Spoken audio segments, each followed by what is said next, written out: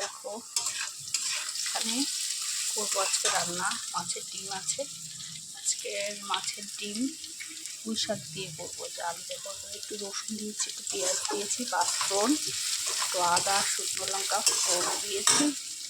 আর এদিকে আছে কুমড়ো আর পুঁই শাক কাটা ধুয়ে রেখে দিয়েছি। তো আজকের মাছের ডিম দিয়ে করবো পুঁই শাকটা।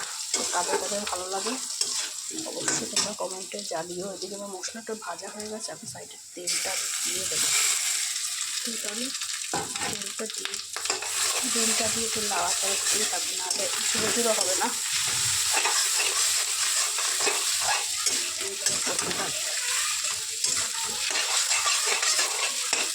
অনেকটা ডিম আছে এখানে।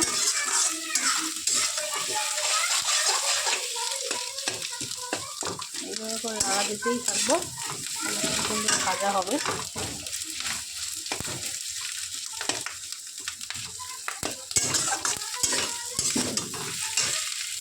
আর দেবো এর ভিতরে একটু জিরের গুঁড়ো,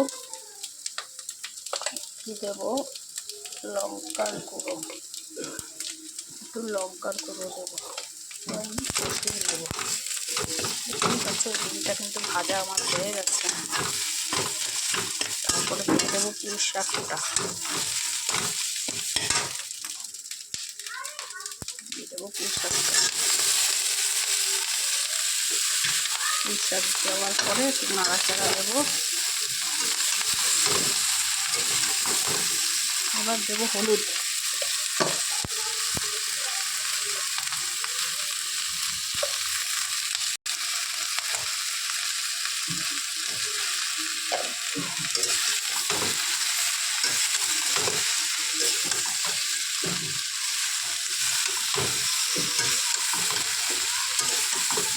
তোমাকে কষিয়ে দিই।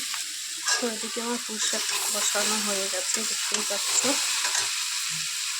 মাছের ডিমের বড়া, এখন দিয়ে দেবো জল আমি।